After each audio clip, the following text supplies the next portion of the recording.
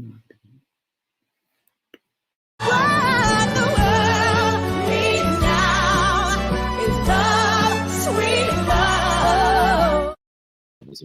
right, now I get it. We're going to eventually get the beginning of the show right with the credits. We've only done 45 shows. But we haven't done it with the credits. Yeah, the new credits are new. Are the new credits too scary? It's just something, what? I think we have to turn the volume. We have to ask Jack to turn the volume down a little bit. It's a little like, especially... It's Renee Lee Goldsberry belting a D, and I thought it was exciting, but also maybe terrifying.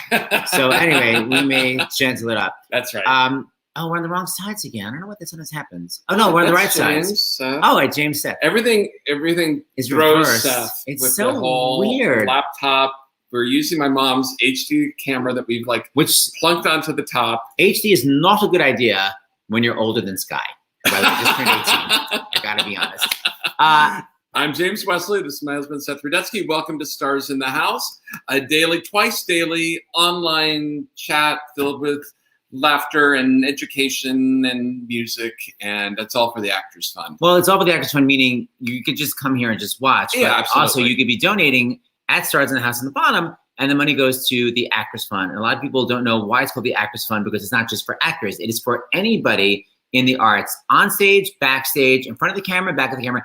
And nobody's all across the country. Yeah, all across the country. The smallest little theaters. If you're a professional in the arts, you can get help. And right now, they're doling out so much money to help people pay their rent, pay their medical bills, because nobody is working. And most artists live like month to month. And I know we have a lot of new viewers today because of fans of Jessie. And I know that our kid, who's 19, who's going to be coming on a little bit to ask some questions, that there's a whole new cast, a whole new viewership. Yeah. Jessie, right? Especially with Disney Plus. And especially for young people that have no money, $5, literally giving $5 could completely help. So if everybody gave $5 that's watching right now, we'd have a lot of money for the Actors Fund. But my point is too, of just like wherever you live, there are professional performing arts organizations there. Maybe a children's theater that you've gone to, or a symphony, or basically that's what the Actors Fund does. And a dancing school. That's right, dancing school. All those teachers that all depend upon the performing arts. Most of them are out of work right now. And so the Actors Fund helps them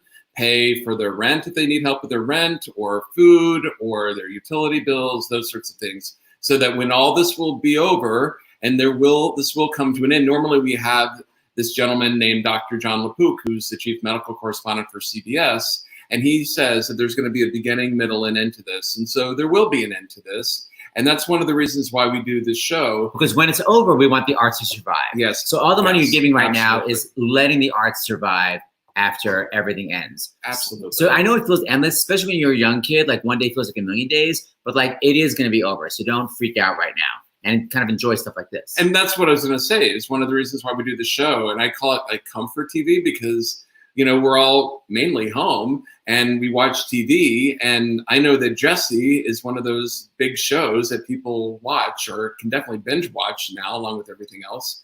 And it's kind of fun and comforting to see people that we know and we love from TV, to see them in this sort of environment. Yeah, we started watching the show when we were like 15 years old, and now it's been like 5 years. Now we're in our 20s. It's so cool to see everybody again. I think that Julie was 11, but we were older than that, and that's why I want to talk about glasses right now because of. So to remind everyone to share when I'm going to get up the donations. So everyone that's watching right now, can you do me a favor? Copy the address and just share on your Twitter and Facebook. A few young people, I don't know what you guys have now. Share on your whatever is cool, but share it. That way, more people are watching, and there's more chance for people donating. So it's starsinthehouse.com, wherever you're watching. Share wherever you are, so everybody can be watching and donating. That's right. So these are some big donations. These are actually what came in last night, and like the end of what came in last night. That's right. Like Seth said, it doesn't have to be a lot of. If you're able to give, great. And if you can't, just enjoy the show. That's okay too. But for those who are going to give during the show, when I get the donations from the Actors Fund, I'm going to send them to Kevin Chamberlain, and he may read them, or maybe he'll send them to some of the other cast members that are going to join with us. So you never know who's going to say your name. Yes, Bertram might say your name. That's Who right. knows? Maybe someone else. So we want to thank real quick Kimberly from New York, who gave $100. Sally from North Carolina, $50. Abigail from Pennsylvania gave $25. Lynn from California last night gave $40. Howard from Michigan gave $25. Jennifer from California, $25. Christine from Massachusetts, $25. Maya from Tennessee, $25. Teresa from New York, $25, and Carrie from New York, $100. Thank we want to thank them you. very much. And that is for a grand total we've raised with all of your help who've watched and for the artists, over $175,000 for the Actors Fund. Yay. We want to thank you very much. So Seth, I say we get started and bring on. You mean to bring on while you're going to be playing? I'm just going to We haven't even practiced. Hey, Jessie. Okay, here they come. Hey, Bertram. Kevin Chamberlain, who made this all possible. Hi, Kevin. Hi, everybody. And then, of course, right next to you on my screen is the lovely Peyton List. Hi. And then I just practiced saying his name. I don't know why it threw me, but Karen. Hey, Karen. What up? Yes. Going down further. And then she just turned 18. Work. I want some money. Here's Sky Jackson. What's up? And then finally herself. Hey, Jessie. Please welcome Jessie herself, Debbie Ryan. Hi. So I just realized that I didn't sound check with any of you guys. Yeah. This platform that we're on, basically, if anyone talks at the same time, all the sound cuts out. So when someone's talking, you can't go, oh my God, I totally know. Because then everything will stop. So you have to sort of listen, nod politely, inhale, and then speak. So just so you know, exactly. Very good. You do follow directions. Okay, do we like this look or do we like this look? Hold on. Oh, I like that better. I like this one. Yeah. Okay, here we go. So Seth, you want to? Kevin sent this beautiful video. I say we start with that. Kevin, do you want to set it up? The beautiful video, the musical video you sent. Oh, sure. So this was just for our musical theater people out there. I wrote this song for an episode that we were doing sort of a takeoff on the Fantastics. It was called The Terrifics. And it also was integrated into the gag reel for our final season. And it shows everyone when they were young and then once we wrapped. So it's a lovely introduction to everybody. Okay, here we go. So lovely. I want to be foolish. I want to explore, I wish I knew less. and I wish I knew more. The wonder of childhood. The wisdom of age. They tell me be patient, you're just at that stage. The colors are fading. The colors are bold, My hair has gone silver. but your heart's made of gold. You don't have to always believe what you're told. The trick is to grow up without growing old. The Trick is to grow up without growing old.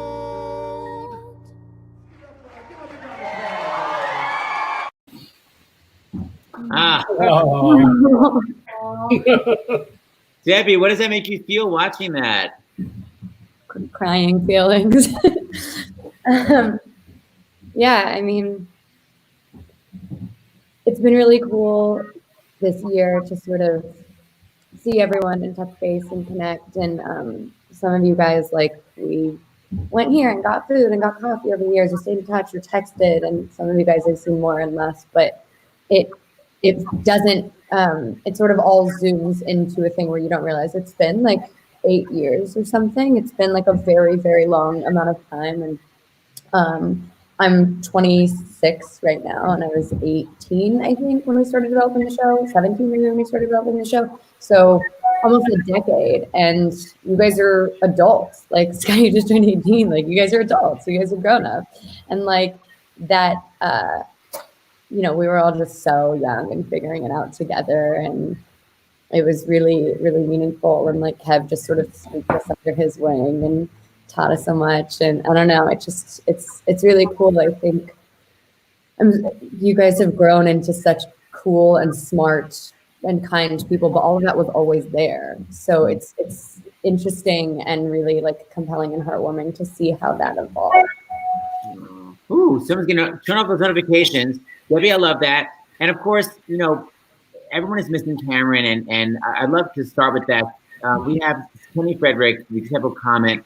What is your favorite memory of Cameron Boyce? I thought it'd be nice to go around and talk about that. Kevin, do you want to share? Well, I, I'm the blubberer. Cameron was an amazing dancer. And there was always a surprise when they worked his dancing into the show. And he would come with his crew. And he had these 3 guys or 4 guys? Guys, what was it? Was it 4 guys? 4. And they would like crump and do breakdancing and stuff. And it was really cool. And he would have to do take over take. And they didn't realize, Pam, the creator of the show, texted me last night and said, you have to tell them that every time they did so many takes and he would never get winded. And they would constantly do these takes, and he was always spot on. He was always at a 10. And he was really one of the kindest people you'll ever meet. And just a beautiful soul, an old soul. Kevin, people watching, Kevin and I know each other from the Broadway world. And we have a photo of the Broadway show that we did together where we had some of the cast coming. Look how cute. Just love that. Paige, do you want to share a Cam memory? Oh my gosh. I'm just thinking of so much in general. I mean, we all did school together every day on set and clean cakes. And I mean, we spent every moment together. And when I think about my high school experience, it was only with these guys. And this was the entire high school. Most people have so many people that, I mean, now I'm friends with some people who went to normal school and they have so many people who they reach out to, and like this is my group. And I feel like, I mean, Cameron was just an amazing soul in person, and I'm so grateful to have had such a small group and him be a part of it. And he really did impact my life in an insane way. I mean, he made me such a better person. He would teach me, he was younger than me, and he would teach me something every day. And I mean, he'd be like, hey, what are you doing? Why are you giving into that? Just grow up. And so it's funny, he really, like Kevin said, he really is an old soul, and he taught me so much. I want to just remind people that he has a foundation. It's the Cameron Boyce Foundation. And what I love is that it's, like Kevin said, it's for spreading kindness, ending gun violence, clean water, and in addition, we advocate for epilepsy awareness. So you can go to CameronBoyceFoundation.org. Karen, what about you? They also gave money to the Actors Fund. Yes, that's what's wonderful is that they actually, so we're raising money for the Actors Fund. Cameron Boyce Foundation actually donated money already to the Actors Fund, which is really incredible. That's how much money that they have now that people are giving that they're able to donate to other organizations. Karen, what's your favorite Cameron memory? I mean, that's really tricky because as cliche as it sounds, like there's so many. But I think my favorite moments with Cam were, we'd spend a lot of our lunches together, like hanging out in our dressing rooms, or anytime we had like breaks, we were always like 2 peas in a pod. And so we were always just hanging out together. But I guess just spending time in our dressing rooms together and just like talking about what we wanted to do in the future. And I guess just figuring life out together, like that we were so close in age that we were both kind of just going through the same experiences and helping each other figure it out. So I think like that's just any of those, smaller moments are probably my favorite ones with Cam. Sounds like he was kind of like your real life brother, as well as your TV. Yeah. Yeah. I mean, that's the thing is like my parents called him son, and, Libby and Vic, they're like parents to me. And, I'm very privileged that they also call me son. So it's very much like, family between not just like, and that extends outside of our own, parents, like Peyton I've known since like 10 or 9. Yeah. And I know like Sky and Peyton have known each other even longer than that. So it's like, it's all very much family. Sky, you were so young, but do you have any memories that you can still recall from back then? Yeah, I mean, there's just so many, but one of my favorites is just meeting Cameron for the first time. Because I remember a week before I met him, I saw him on Dancing with the Stars, and I was just thinking, this boy is just so talented. Like, he's just so good. And then it was for the audition for Jessie for the second time that I went in California. And then I saw him and I was just so excited to meet him. And we just got to talking and he just treated me like one of his own just right away. And it was just an amazing feeling. And yeah, there's just so many memories, but that's just one of my favorite ones. Just the first time I met him and how sweet and loving he was. Speaking of auditions, Kevin, you sent this photo. Was this the final audition? Yes. And who were the? Those two. There's some kids that weren't cast, unfortunately. Yes, weren't cast. Maybe guest stars. So Debbie, you were older. Did you feel like a mother figure to Cam? What was your relationship? Yeah, I am the youngest in my family. I have an older brother. So being on the set around these guys, it was definitely, and you know, being a producer of the show, there was like a bit of authority, but it really was the first time that I felt like kind of a big sister.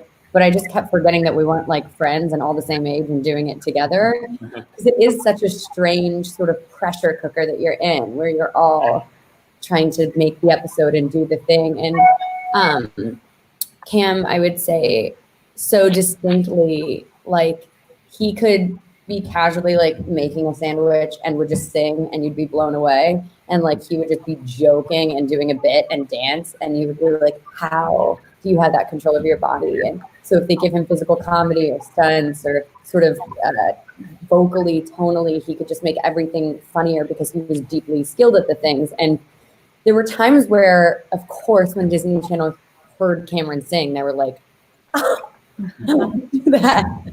And I was like, what are you saying? Like, do you want to like we could work on music, we could do stuff. And he was like, no, I like to do it for me, like dancing. No, it's kind of a me thing. And I think he became so aware at such a young age of the fact that people like turn people into heartthrobs and it becomes not about the thing. Mm-hmm. And he cared so much about artistic expression that he wanted to protect it and protect its integrity. And I just always remember really admiring that about his character, and sort of like leaning against what the easy path would be or what the sort of glamorized path would be so that he could have it for real in a way that really impacted people. And I also remember during the third season, my mom was battling cancer and we weren't really vocal about it. We didn't really talk. So I would like go to chemo with her after work and then I would come back and whatever and come to work. And sometimes people would be like, oh, tired, late night, like making jokes or whatever. And I would just be like kind of fragile, but never like shared about it. And it started to be, it was like, you know, we were all sort of older. So the first like season, we were all just scooping each other up and like hugging and like nuggies and like just playing around. And then the little bit older that we got, we all sort of just did our own things, but we were still like hanging and friends. But during that, it was like he had this sense and was aware. And I remember he would just like pursue to come and like give me hugs. And I remember like one time like starting to cry and being like, you're like my younger brother. And he was like, sort of had this like maturity and this comforting. And it was like a two-way street for the first time in a really cool way. And I just will never forget that. Like he's so special. Sounds very kind. Also, because him and Klein were such like in cohorts, every once in a while I would see one of them walk up like, hey Dad, how you doing? And I'd be like, the other one's around here doing it. One of you is distracting us. It is hard to see like them in your eyes. You're like, oh. Okay, by the way, Peyton, I keep thinking you're in a beautiful bathtub. The way it just looks like you're in a legit, right? Chair, yeah, right. Right. I'm in my tub. All right, so you know we have a kid that's basically the age range that was watching the show. So this is why we know Jessie so well, is because when the show went on the air, he was 11. And of course, us being friends with Kevin, we came to the set. I think it was the first season we figured out. And I think you've got a picture there, right? So, she freaked out. And all of you, by the way, were so kind to her, having never met. It was such a sweet kindness that was just on the set, just to say. So this is Julie with you guys back in the day. Oh my goodness. Right? She's in Bossy Black. Actually, I'll show you the episode that film that Yeah, day. Julie just told us that it was like the clip that we had happened to be that episode. Let me try to find it. It is the one where you guys are on the jet. It's this one. Wait a minute. Wait a minute. Remember when we crash landed in the jungle and Mr. Kipling made a friend? That friend must have been really friendly. At least somebody had fun on that trip. There were some jokes for the today. How we didn't win an Emmy for that plot twist boggles my mind. Not fair. All right, so Julie's no longer, she's not 11, and she's in full makeup. She wants to ask you So questions. I'm Julie. going to get out of the picture here so that Julie can take my place, and she knows every episode. So Yeah. I'm gonna move out.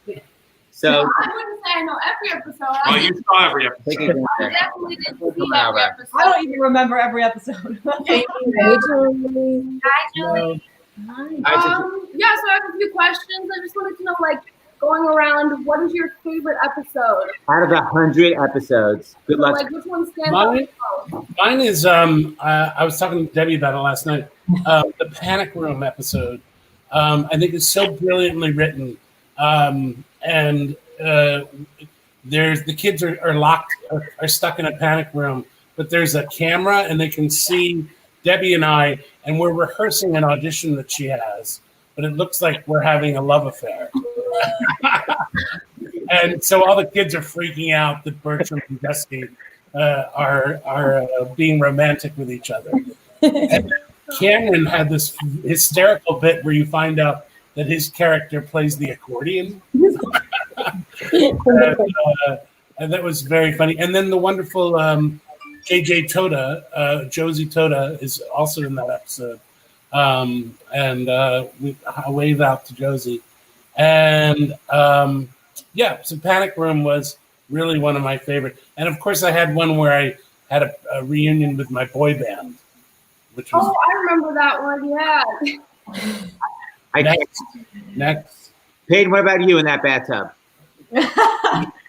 Oh my gosh. Well, one of my favorite episodes is one where my character decides to sort of just be a complete teenager, and the most stereotypical one, and like dyes her hair purple and gets a fake tattoo and runs away to the Tipton Hotel. And as a kid, I loved Sweet Life of Zack and Cody and Sweet Life on Deck, and watched Debbie on that before too. So it was really fun to have, and we had Mr. Mosby, Phil Lewis, come on the show. And for me, that was just so mind-boggling, and everyone was just coming full circle because before Jessie, that was just because I watched that show. It was my dream to be on Disney, and so it was really cool. For that episode was really, really cool. And I also felt we had like a more real sort of moment between like Jessie and Emma and that.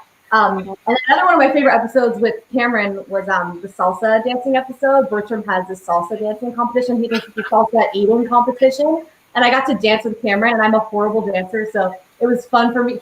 He worked with me and was so patient with me. He would work with me until like everybody else went home. It was really nice. I have a clip, Kevin. It's not quite you doing salsa. I don't quite know what the dance step is. Bertram, you forgot your hammock. It's not a hammock. It's my bathing suit, which I will wear as I frolic in the crystal blue waters of Mexico. Bum, bum, bum, bum, bum, bum, bum, bum.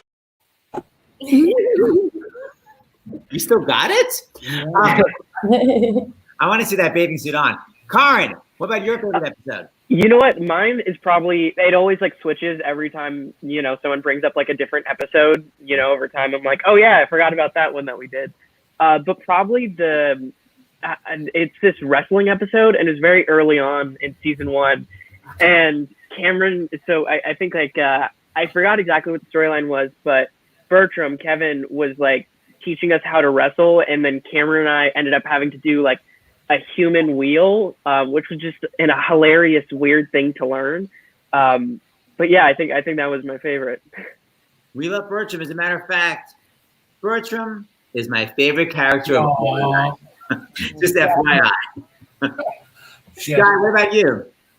There's so many, but one of my favorite episodes is our first Halloween episode, and I was like a race car driver. And it's one of my favorites because in that episode, in one of the scenes, like when we're running in the lobby, I hit my head to the wall and got like a huge goose egg. So if you watch like the next scene, the whole episode, I have like this big bump on my head. But it's funny. It's one of my favorite episodes, and it just brings back so many good memories. That's a fun inside scoop. Yeah, laugh about it now. Yeah. What about, hey, Jessie? What was your Yeah, if you could just not address me unless you do the jingle first, that would be well, okay, there are a couple that come to mind. The Jessie Nader, like the Grudgment Day one, where Bertram's this robot that has taken over, I feel like has aged well. Like it's sort of evergreen in terms of like the robot takeover and technology and sort of put us in cool different worlds. I loved Toy Con. I think that what I'm thinking of like is memorable sets and like spaces that we got to play and be like, what's this? Like Toy Con was really fun and interesting as well. Let's see, Luke quitting Kenny when he has Kenny, his koala, and he's like decides to give him up and sort of like move on and grow from that was like a really heartwarming episode. Gotcha Day was like, I think a really, really special episode. Yeah. Really Oh, you know, one of my favorites that Debbie directed was a takeoff on the movie Her, where I fall in love with a talking coffee pot. Yes. And Debbie directed that brilliantly. Yeah. There's one episode my grandpa always calls me and tells me he hates, and that he doesn't know why they keep replaying it. And it's the medieval episode, and I don't know why he hates it. I just thought I'd do that. special guest star? Want to ask about the? Oh yeah. So Frank the lizard, Mr. Kipling or Mr. Kipling, whichever you prefer. How was it like working with him? Yeah, was she a good actress? Okay. Oh, she's pretty awful. But you know, that comes from real life. Is that the trainer didn't know that Frank was his name. Didn't know that Frank was actually a girl. Oh my gosh! So that actually was stolen from real life. I have the clip. Kevin, this is your like backstage footage, right, of Frank? Yeah. Here we go, Francesca. And the infamous Jules, the international expert. Look, Yes. international lizard. I know. It was very dense, but it didn't seem to be able to get much traction on the set hardwood linoleum. It would really just sort of swim in place. It was a very old and very slow lizard. And one thing that I always remember when I think of like working with Frank is that I had to wear steel-toed boots when I was working with Frank, which were just like, for my scrawny little body, incredibly heavy. So it felt like I was just wearing ankle weights most of the time.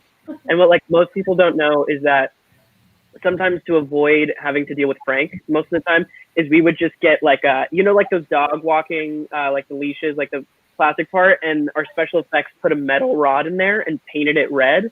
So most of the time it's just me like carrying around a pair of like wheels at the end of a metal rod. But yeah, that's most of my memories with Frank. Otherwise it's that, and like make sure you stay a foot away from him while like Kevin has to hug this lizard or something. Oh, they didn't give me any metal braces.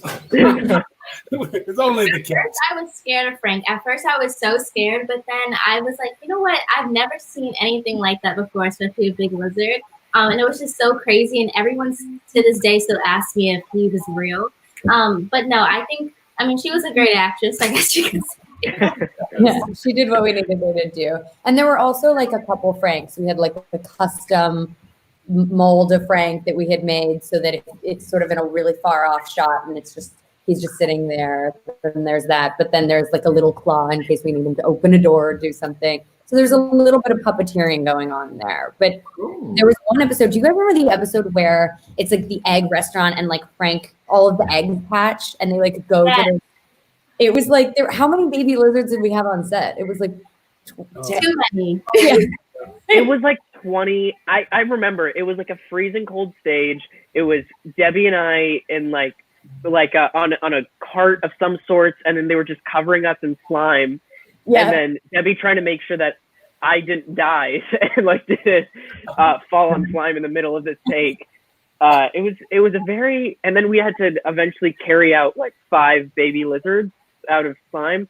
It was a really interesting introduction into acting in sitcoms.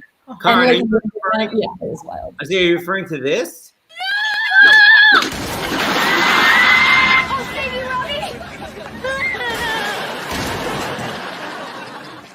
I hope my egg is not cracked. Or my spine. Yeah, wow. Wow, you pulled that up fast. She reminded me that I had that clip ready. That was gross. Oh, do you guys have any like good inside jokes between you guys? We all hate each other. I think Yeah. that's a good one. Inside jokes. We have individual inside jokes with ourselves. No. I would say, I mean, probably stuff that would come up. Like we had a dinner a couple months ago and like stuff would come up and we started saying things at the same time. And then I like things I had forgotten about. But like there was like little hand clap handshakes or like Adele songs, like random stuff that we would just like do and all sort of do at the same time. Like we had a director named Bob Coher. Shout out to Bob. I think he's watching right now. Where if you sneeze 3 times, he would give you $20. That was my favorite thing ever. Yeah. Yeah. I love that. I have allergies. Yeah. So I'd be rich. Wait, I remember Sky. Was it Sky? You faked sneezing 3 times, and Bob could tell that you were faking it, and so you were like, "Okay, I'm gonna make myself really sneeze." So then it was Pepper. Do you remember? Yeah, pepper up my nose. Yeah, she put Pepper. And then I got the $20. She got $20.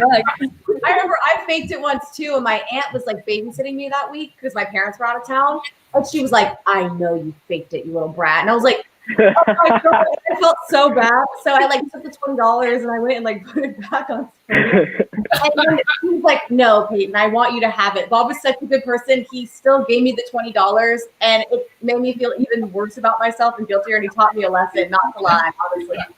So Sky and I both did it. We both did it. Big sneezes. What a weird thing. What was that based on? Did he do that on every show he ever worked on? And anytime Yeah. He was. Tradition. Yeah. Odd tradition when I said that. It had to Or he would do it if he called you your character name. yeah. Oh. Yeah. So do you guys have a favorite guest star? You had so many, man. Yeah, a lot. Ooh. I would say Michelle Obama is my top one. Guaranteed Michelle Obama. Yes. Yeah. Hold on, I think I have a little. Do you mean this first lady? Yes, that first lady. Did he actually talk to you guys?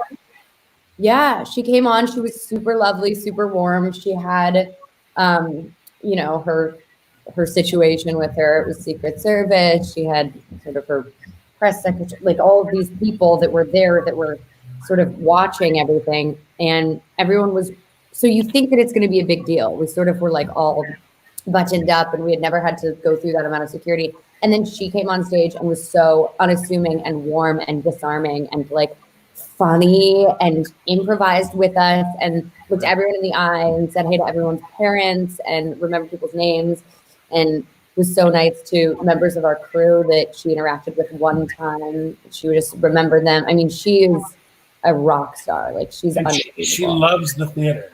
And she studied acting and theater in school. And so she was a real natural. And her hug, she gave the best hug. And she smelled so good. I remember it smelling like, oh my God, that's the most expensive, lovely perfume I've ever smelled. I don't think I've ever stanned a person more than I have Michelle Obama. Like after meeting her, I'm like, yeah, I'll die for you. Like that makes sense. Did you guys call her Michelle? I accidentally did. That was really bad.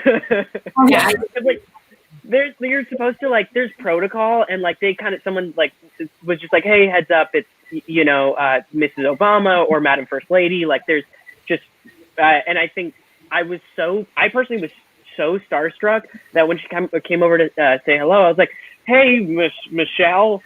And yeah, I wanted to jump off a bridge after that one. You're allowed. You're a kid. All right, so Julie, peace out. You have your questions It was in. nice meeting you guys. Hi, Julie. And just in case you forget what she looked like, pre-makeup, there we go. All right. Kevin, you have donations because people are donating this whole time, which is so great. Oh my God. You're doing so well, guys. And these are just some of them, by the way. Yes, we got Thomas from Virginia gave $25. Patricia from Illinois gave 100. Yeah, Patricia. Susan from New York gave 50. Trisha from Georgia, 50. Oh, we're going all over the state. Elise from New York, 25. Lindsay from New Jersey, my home state, Jersey, Yes. gave 50. Marcy from California, all of our Hello, neighbor. $50. Linda from Minnesota, $50. Cynthia from Massachusetts, $50. Thank you so much, guys. Yeah, let's go, you guys. Thank you. Okay, so keep the donations coming, and James and I are going to take a little break only because we can only fit 6 people on the screen. And you may say, but then who would be replacing us? I'd say perhaps you recognize this person. Please say hello to. Oh my God! No. Don't even think about it. Don't even think about it. Not one of your favorite episodes was a Chesterfield episode. No. Not one of your favorite guest stars was me. You want a guest star. You want a guest star, your family. Carolyn. Hi, guys. Oh, I miss you all so much. And I also got very weepy at that the then and now video, with watching you guys all grow up. Oh. Because Carolyn, you've been there since the beginning with us. I mean, you've been on that entire roller coaster. I remember like the craziest things. We had a trapeze episode with you because you had casually mentioned the wonderful Carolyn Hennessy. For those of you who don't know her personal life like we do, she does the most insane things in her free time. And she was casually just like, "Oh yeah, I'm a trapeze artist in my free time." And they were like, "Well, let's just put it in the episode." And so like she's had to deal with chihuahuas and trapeze. Lizards, crazy stuff. And trapeze and teaching Debbie to tap dance, which I also don't know how to do. So and hot tubbing and I mean, also I went on my grocery run like 2 days ago and I passed a trapeze place and I thought of you. I didn't know, like I thought, and I was like, I wonder if this is where she used to do it, and we can talk about it. But then I discovered that the place that I passed, which very clearly advertised that it's a trapeze place, is in a strip mall, and it's like pretty short. And well, that's no. You're talking. I do both. I do the hanging trapeze, which we did on the show. Yeah. The flying trapeze, and that's somewhere else. But no, where I hang at the end of my driveway. You guys are all so gorgeous. You have grown up. Thank you. Yes. Kevin called me to say, "Hey, be a surprise guest."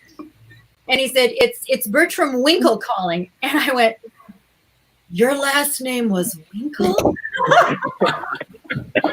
Rhoda would never have considered becoming Winkle. Mrs. Woda Winkle. Oh, her name is Woda Winkle. Woda Winkle. Oh, do you remember Lainey Kazan, who played my mother? That was a good one. Oh, Lainey. Bertushka. I remember Lainey Kazan. I don't think I wasn't on the set with her then, was I? No, I don't think so. No, I've worked with Lainey, but one of my favorites is when you dressed me in short shorts. When I dressed you in short shorts, I was a hot butler. Was I painting you? Hot butler. Yeah. You had to be my butler, like for the week, day, or something like that. Yes, and I dressed you in short shorts. Well, listen, I would have dressed you in nothing. If children watching, I love it. Didn't you guys have to fall into a hot tub too? Yeah, Carolyn. Yeah, I remember that. Yeah, Tiara fell in the hot tub from our balcony onto your balcony, which is the same balcony. Yeah, right. And Zeus, my little Chihuahua, was on a floating pad. I was sunning myself in the hot tub, and then this tiara fell in, and it's like, oh, pennies from heaven. Right. Yeah. I got in trouble. Yeah, that's so funny. One of my favorite stories is. Oh wait, did we lose Karin? Oh, hilarious. I remember I was in Vancouver, staying at the Sutton place, and I got into the elevator, and you were in the elevator, and I was like, "Oh my gosh, Carolyn!" And it took me a second, so I wasn't that excited. I was just like, "Carolyn," and then you're like looking at me across the elevator, and you're like, and then you go, "Hi," and then you just got off. And then I got off the elevator. Well, my memory. Because you thought I was a fan. and you thought that I was a fan from your show where people, what was it? You have to explain the show that people didn't like you. I know your character was not very likable on, and you thought that I was like a creepy soap opera fan. Honey, that's every show I'm on. That's every show I'm on. People don't like me, or they love me, or they love to hate me. No, I think I probably did. Because had we worked on Jessie at that time? I think barely though. I think that probably one episode or something. And my memory for names is non-existent. So that's the same. But my memory for faces is pretty good. So it's like I knew you, but it's like I probably was like, hello. Yeah. We're in a different country. We're in a different place. And when you see someone out of place, just randomly, you don't sometimes it doesn't connect. I've totally done that before, but it honestly made me laugh for the rest of the day. I was Carolyn, what is your favorite episode? Oh gosh. It might be where my hair catches the dew glue, where my hair catches on fire, or the Halloween episode that I was in where I turn into, the demon spawn from hell. That was a good one. Which, Speaking by of the way, when all was said and done, and the show had come down, and they were selling costumes, and I got that costume.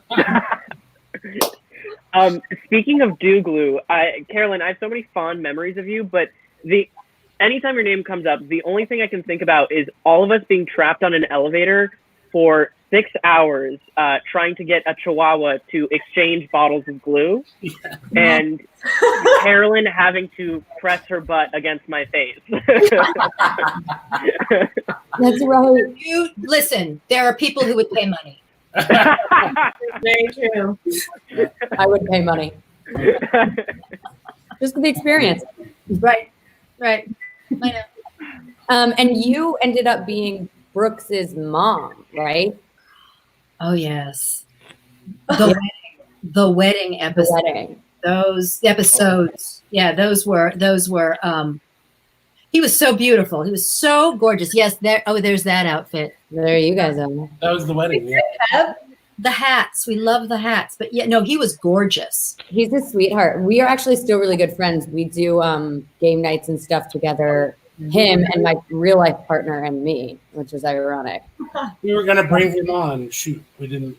Yeah, we were gonna bring him on. And he trades stocks, so he's on the stonk market this morning until 1. Well, I'm up for any game night. I am up for any game night. Period. Cool. Keep All that. right, I'm getting a message from Seth. We're gonna say goodbye, Carolyn. Oh, but any final words? Just that it's the fondest memory I have in my acting career at this point, and you all have just surpassed my expectations of being spectacular human beings. So we love you so much. Love you, Carolyn. Bye. That was so sweet. That was so sweet. That was a great surprise. Yeah. Kevin. So Debbie sent these great photos. Debbie, I'm going to show them, and you describe what they are. Sorry, Kevin. It's very weird. So what is that? That's me on top of the elevator. So the elevator, as you know, everything's on one level. It's a soundstage. It's a very tall soundstage that we can build up. We obviously just can't build down. So the elevator is stationary. But above it, we can create sort of an elevator chute. And we had an episode which Karin, I think, reminded me didn't air or this gag at least didn't air. Yeah. But where he and I are in the elevator and he's on my shoulders and we have to go up through the chute or something. And I'm on wires and he's on wires or something. So there I am standing on top of the elevator. And that's what it looks like. Yeah. Nerve-wracking. And then this. Oh, that's it. There he is. But that's the same one. Okay. I will say the great thing about our writers, if any of them are watching them, is that for all the outlandish stuff that they wrote for Debbie to do, they were like, yeah, you can do that in 6-inch heels, right? Like, that's cool, right? Yes. She Good. can do anything in heels. Yeah. And now if I do exercise, I can only do it in heels. That reminds me, we had some really funny standards and practices things. We had an episode where a cricket, one of the cricket players going to feed to Mrs. Kipling, is on the edge of a pot of chili, and it dives into my pot of chili. And the line was, "Oh, he must have been depressed." And we got a note back from Standards and Practices saying, "You can't imply that an insect is suicidal." Because the insect union spoke up? That was the weird.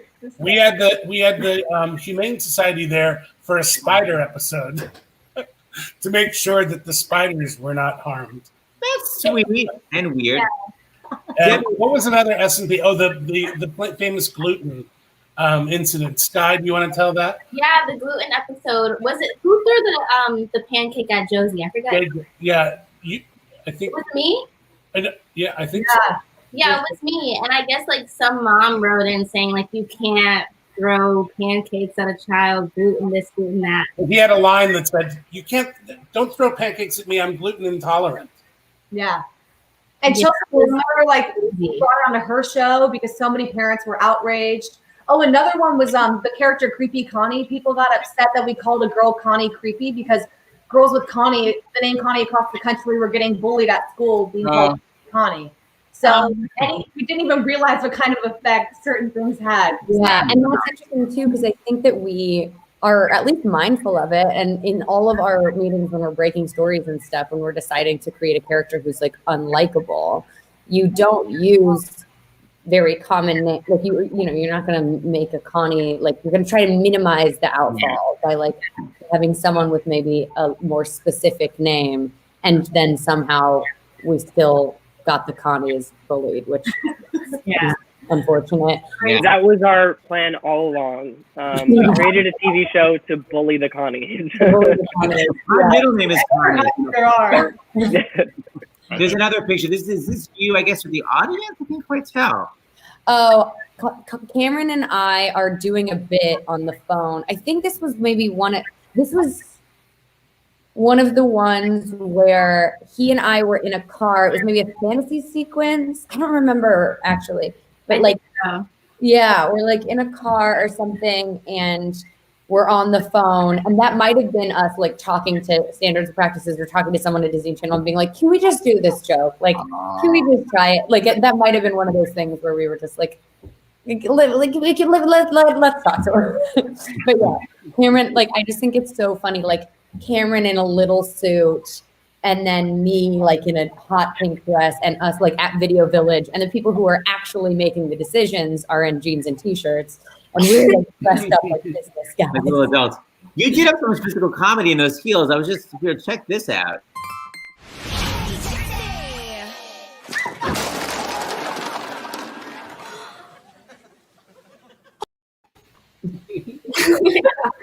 Did that hurt? No. I learned at a young age how to take a fall and not get hurt. We were also abused on that show. Yeah.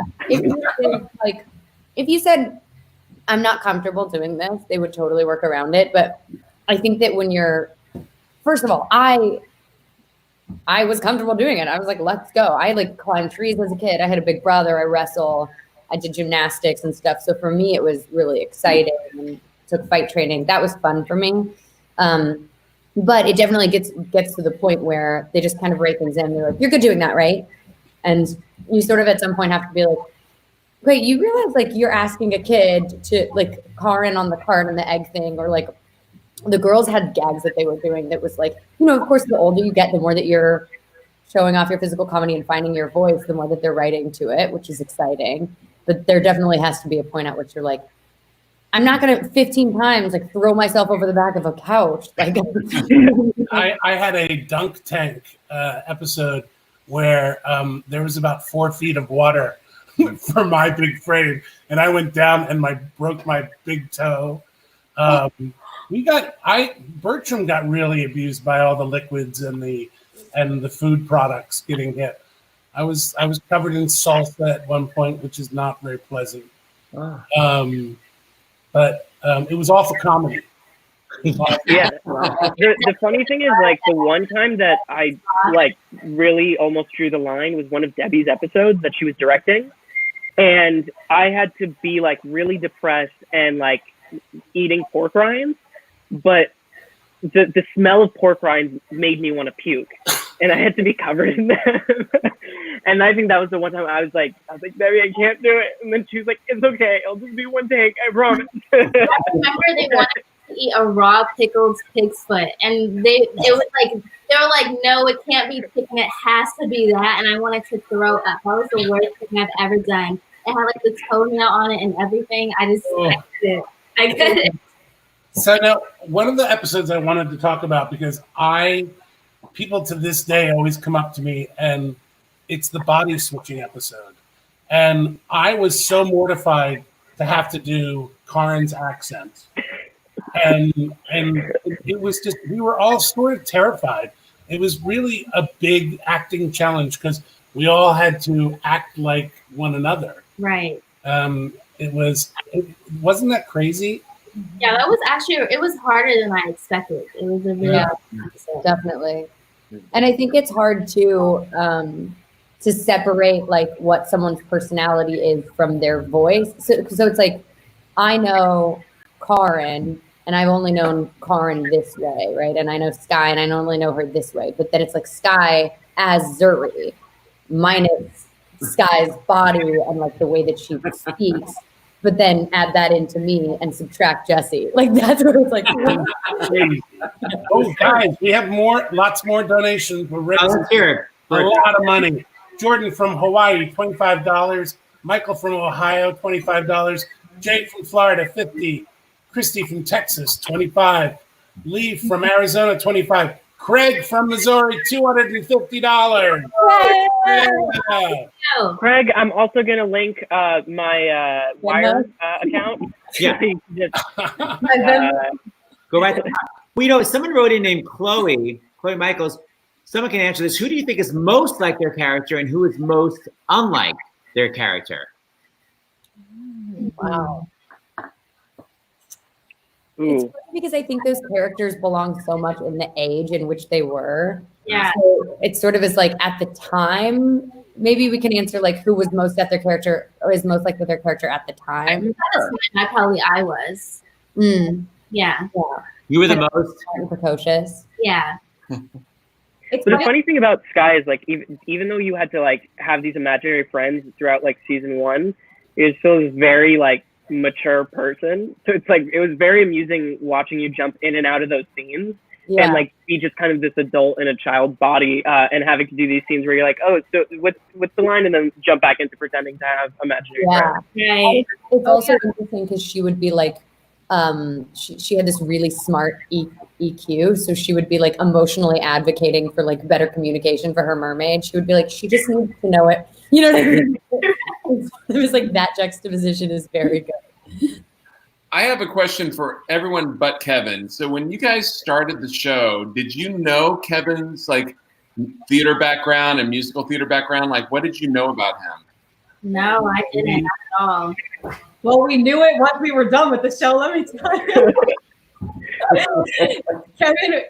Kevin taught us so much. I feel like it was always singing, and then like everyone was saying, whenever the writers found out you had a talent, they would just write it into the show. And so I feel like we were always hearing Kevin sing on the show, which added so much to Bertram. Yeah.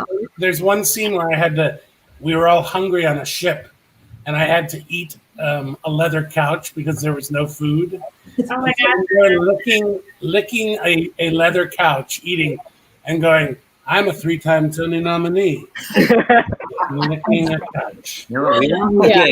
I remember, it came to me later, which was like people would come up and be starstruck. And like before then, people would ask me about like Dylan and Cole, who I'd worked with on Fruit Life, and be starstruck by that. But with Jessie hit, people would be like, "How is Kevin Chamberlain?" And it would be people who like I know from the industry and people who are big theater guys, and they just were aware, and it made me aware, being like, "Oh, should I be freaking out?" Like, yeah. The answer is yes. The answer is yes. And what I always say, these guys taught me more than any theater job I've ever had. It taught me how to be more free as an actor, and that finding that child inside me again. And it was the most challenging job of my career. It really was. A lot of episodes. Well, I want to talk about that for 1 second, but before I do, Peyton, I have a bone to pick with you. You know, I have a radio show, and my signature expression is something is amazing, and I'm known as the amazing Secretary. And I noticed it's a bit of kind of plagiarism, but the kind where you can't really be sued. And let's just watch, shall we? I came to apologize. I should have just been happy for you. But instead, I was jealous and pretty. You mean petty? That too. Look, I know you gave me credit for your style. And that was really nice of you. But the truth is, you have a great style of your own. And you deserve to be the New York It Girl. You really think so? Absolutely. You are amazing! God, yeah, there was this whoever the magazine editor was, I think her name might have been Whitney, but maybe I'm wrong. She would say amazing or whatever, and so they had me just mimicking how she was doing it the whole episode. Yeah. Yes. Yeah, Peyton, I'm going to see you in court. But you know, when this is all over, I'll be there.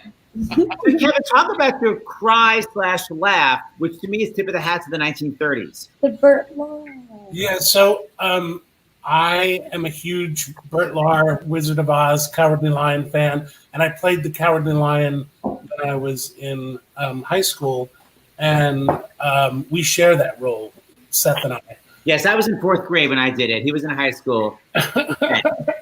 And so I would, I decided whenever Bertram, got hit by some liquid or something horrible happened, I would do the Burt Lahr. And I remember a kid coming up to me and he goes, "I just saw the Wizard of Oz and the Cowardly Lion stole your cry." I'm a little younger than. They'll see you in court. Okay, so for all you musical theater fans, I sent a piano recording for Kevin Chamberlain so Kevin can recreate his Burt Lahr high school performance. This is a surprise for everyone. All right. You want me to be Dorothy, right? What? You want me to be Dorothy? Yes, you have your lines? Yes. All right, ready?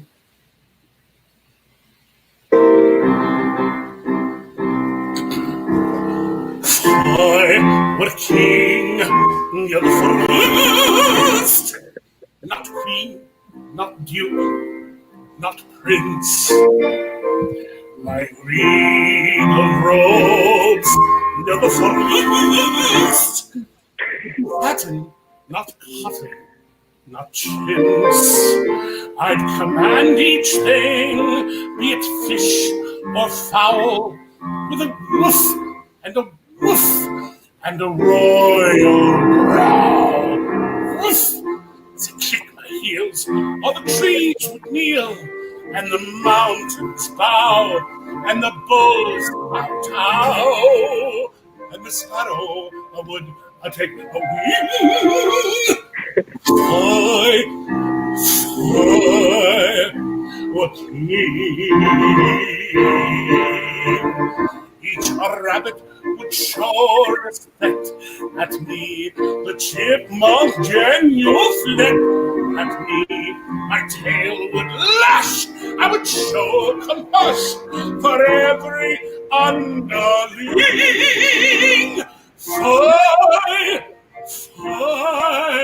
oh, a king, I'm just a king.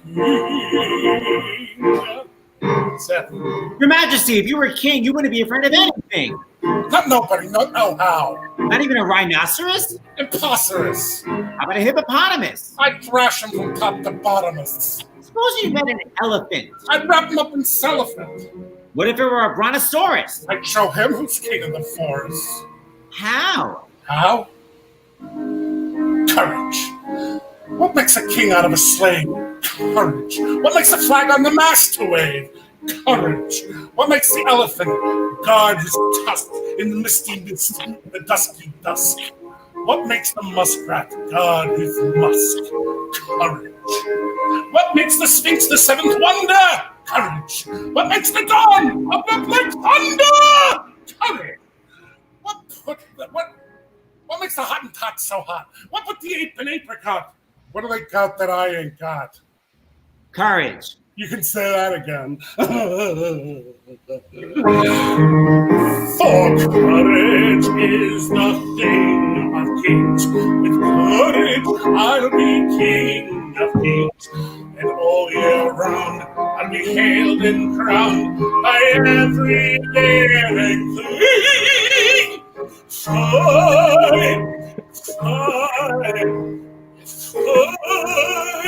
what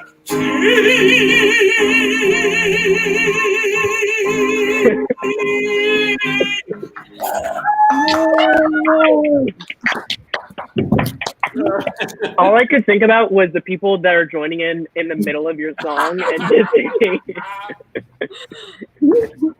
Steph begged me to do it. Ah, my God, it's so good. That was so good. And then I went to go see Kevin in Little Shop of Horrors, and you were amazing in that too. Oh, that was so sweet of you, Sky. That was a really fun production. Yeah. Oh yeah, that was so good. And I saw you in Wicked when you were on Broadway for Wicked too. Oh, right. Yes, and Cam and Karn came to that as well. Well, Maybe the only person who doesn't go to New York. Thank you, Steph, for all of the what? What I does? guess I'm the only person who doesn't go to New York. I hope we all get to do a play, or maybe a reunion again someday. Ooh, a reboot. Yeah, there you go. Before we Or go, you know what, you guys, there's a play because we're doing our play series for the Actors Fund. So Kevin, if you want to find a play, all right, we're doing that on Wednesday and Saturday afternoons. Yeah, how is it? I just want to check in. Everyone, how is everyone in their isolation and how's everyone doing? On that? I mean, it's boring, but it's pretty good. I've just been staying inside, only going outside for like the necessary to go to the supermarket or walk my dog. But it's actually been peaceful, and I've been doing things that I probably wouldn't have done if I just didn't have the time to stay home and learning and reading and doing all these things. So it's been pretty good. What about you? Oh, me? Oh, yeah, basically the same thing. I mean, I've just been, luckily my family, I've been able to have dinners with them, and we've all kind of been in quarantine together. And then I have a twin brother, so it was nice to have someone celebrate our birthday together. Happy birthday! Oh, Happy birthday to Sky! Yes. Yay! Sky Coogan account. Yeah. Too funny. Do you want to explain that to the viewers? Yeah, so a Coogan account is basically money that we were not able to touch for a long, long time. That kind of piles up and it saves into a little bank account, and then you finally get it when you're 18. Yeah, because Jackie Coogan, who was a young child actor, his parents absconded with all of his money.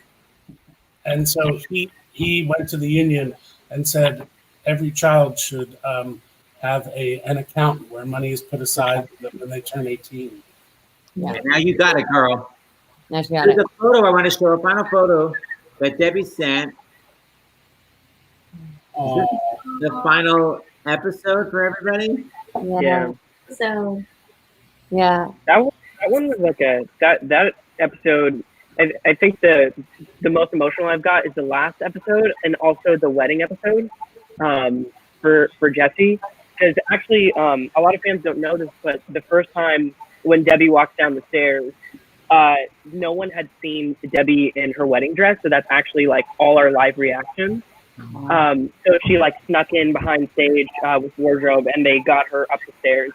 And so they want to roll on us actually doing that. And yeah, that last scene was a tearjerker, kid. It really was. I mean, I think your face, it's interesting to be having this conversation in isolation. as we're all sort of, because it is sort of cyclical, right, in life, that there are times where you settle into things and you find things, and then the systems that are in place sort of get uprooted, and change is scary and unpredictability is scary, and you don't know for how long, and all you know is that you'll never have that version of things again, right? So when this is over and we all kind of break our quarantines and go out into the world that we go out into is going to be a different world than the world that we came in from. It's going to be different economically. It's going to be different in terms of priorities and social structures, how we interact. We're learning we can do a lot of things online. I'm learning I can have a game night with my friends from Australia and my friends from down the block on the same time. And,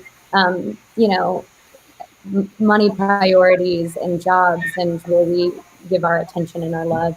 I think like all of these things become that. And Jessie ending to me was sort of a first wave of that. It was like, I don't know what the rest of this is going to look like. All I know is that there's a ribbon being tied on this very incredibly special experience that really like is so deeply ingrained in me and in everything, like my mind, my coming of age, my adolescence, me as a creative, me as a boss, me as like an employee, like everything was so tied into that, and creating like family ship with you guys and us going through the tricky things together, us like learning communication together, how to learn and do things with people that are completely, like everyone's completely different. There was so much growth that happened there, and it was so special and lovely. And the lessons that I learned on that, I take with me, and I see them show up in my life and in my relationships and in my work. And to know that it was ending was so, we felt the weight of that on that day, I think. Definitely did. We're also, one of the things that I've been dealing with is being so far away from New York, and so many friends are dealing with this virus. It's hit the Broadway community so hard, and because all of those theaters are so they're little petri dishes. Yeah, everyone is on top of each other, and whole shows have been tested positive. So it's really, really a scary time for Broadway. And I'm concerned, and I want, when this is starting to get over, I want people to go back to Broadway. And we have to be able to trust that we can all go back into a theater so that we can hear new stories. And there will probably be stories about this. Right. In fact, a friend of mine just wrote a play that takes place on Zoom, and she performed it last week. And she's a university professor, Nancy Bell. She runs a theater program at St. Louis University. And it was a faculty meeting. It was a play that takes place at a faculty meeting on Zoom. And it goes to this absurd place where stuff's happening off the screen. And it was the most exciting new format of theater that I'd ever seen. So these wonderful things are coming up out of this bizarre time we're living in. Wow. Well, we want you guys back for a play. So Kevin, you're going to be in charge of that, finding a play for these clowns to all be in together. You guys, so much love from the fans, so many great comments. Thank you all for coming today. Thanks for all the donations. Yeah, all the donations. Amazing. The update Peyton, is. were you going to say something? No, I was just saying thanks. You're like, so sweet. So tonight we have the great Anna Gasteyer from Saturday Night Live and Wicked. Tomorrow afternoon we have a full play, Buddy Mears with the whole original off-Broadway cast, Kevin. Yes. You saw that. It was very excited. And then tomorrow night is Kristen Chenoweth, and every Saturday night. Yeah, we've got all sorts of surprises for tomorrow night in store. Stay tuned. Thank you. Hey, Jessie. Hi, everybody. Hi, Jessie. Bye, you guys. Bye, everyone. Bye, everyone. Thank you. Thank you.